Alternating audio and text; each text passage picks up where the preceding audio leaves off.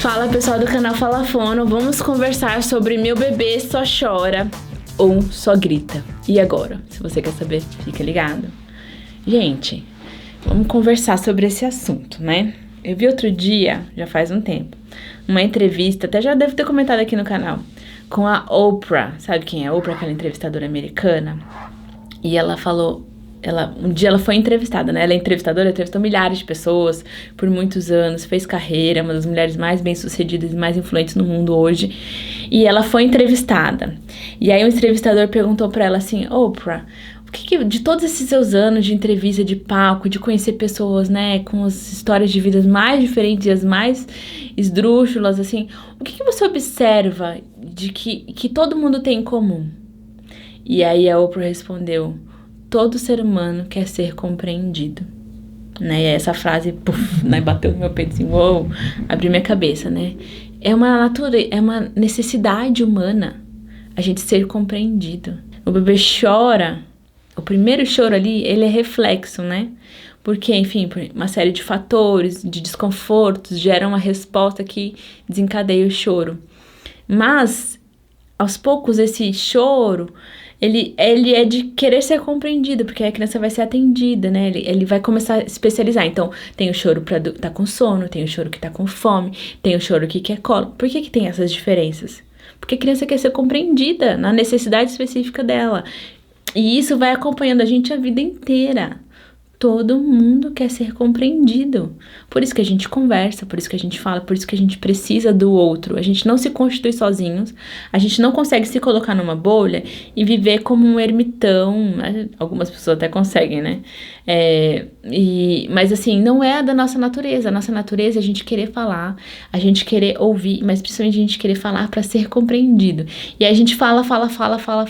E aí outra pessoa fala assim: ah, entendi, então você tá assim por causa disso. É isso. Ah, tá, entendi. Pronto, você sente um alívio, porque agora você foi compreendido, você conseguiu explicar tudo o que se passa, enfim, a gente tem a necessidade de ser compreendido. E aí, quando a gente não é compreendido, principalmente quando a gente é criança, a gente começa a falar mais alto. Ou a gente grita, ou a gente chora.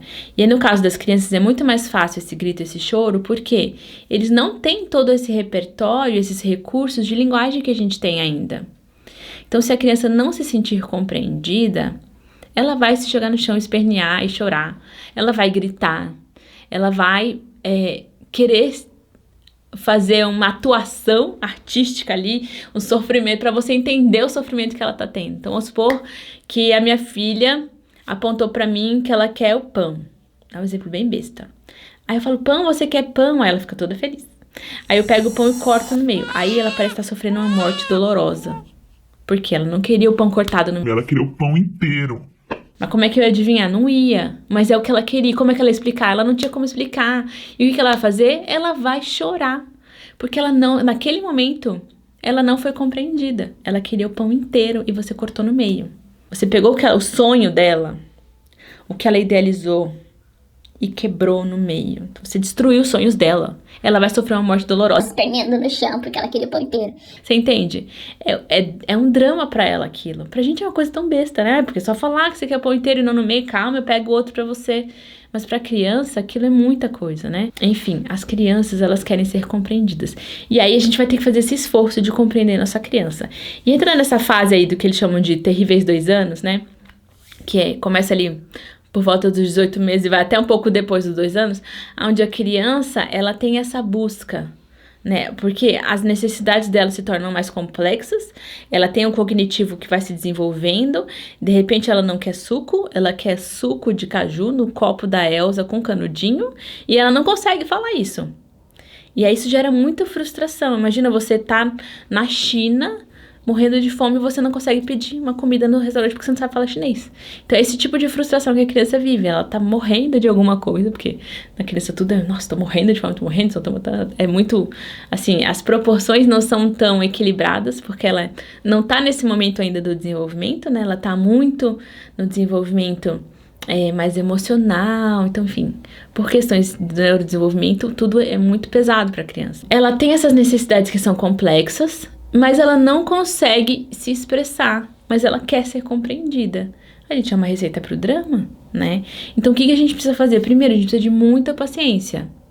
Segundo, a gente precisa tentar realmente adivinhar o que a criança quer, tentar compreender o que ela tá querendo dizer, o que ela tá apontando, o que ela tá demonstrando, tentar, sabe, aliviar um pouco a barra pro lado da criança, né?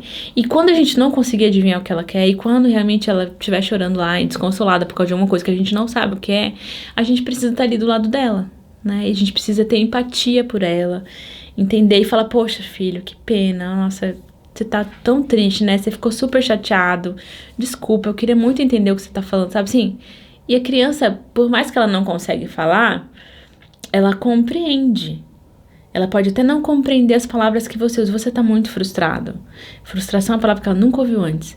Mas no tom da sua voz, no seu olhar, na sua expressão facial, aquilo vai clicar e ela fala, bom, meu adulto me compreende.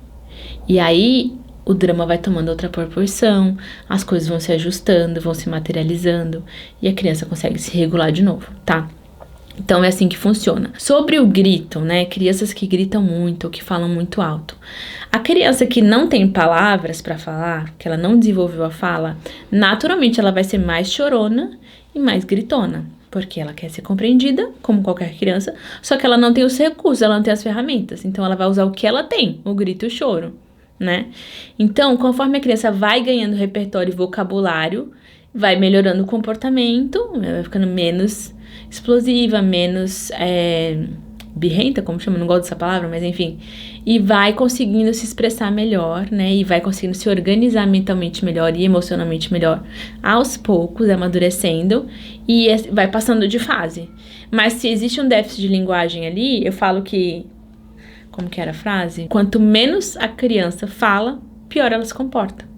Porque a linguagem é um importante regulador do comportamento, né? Ela ajuda a gente a lidar com as nossas emoções e a saber se comportar melhor, porque a gente tá expressando as coisas de outras formas, né? E isso é mais socialmente aceito do que essas formas mais rudimentares. Então, primeiro, ela precisa de um desenvolvimento. Se é uma criança com atraso no desenvolvimento, um atraso de linguagem, alguma coisa ali que tá atrapalhando, ela precisa de ajuda, ela precisa desenvolver isso. Então, você vai procurar um fonoaudiólogo, você vai procurar aprender a estimular, você vai aprender a fazer o que tem que ser feito, né? Fazer os exames que tem que ser feito para poder ajudar essa criança, tá? Se é uma criança que fala e que ainda assim chora bastante e grita bastante, tenho algumas dicas para você. A primeira dica é sobre a audição. Algumas crianças, elas não escutam bem. E quando a gente não escuta bem, a gente fala cada vez mais alto, porque a gente aumentando a intensidade da voz, a gente consegue se ouvir de uma forma que a gente escuta melhor. Então, se existem ali otites, se existe algum tipo de perda auditiva, até transtorno de processamento auditivo, a criança tende a falar mais alto. Sabe aquela criança que fala alto, que grita, que fala gritando? Isso pode estar acontecendo, tá? Então, esse é o primeiro fator que a gente tem que observar, avaliar a audição dessa criança para ver se tá tudo ok. O segundo fator é uma questão sensorial e de controle de voz, porque às vezes a criança até se ouve, mas na hora de ela regular os músculos na laringe, dela controlar a intensidade que ela vai pôr no diafragma, empurrar o ar, ela acaba fazendo muito esforço, muita tensão, e a voz vai saindo mais alta, porque e aí a criança fica parecendo aquela criança gritona, sabe?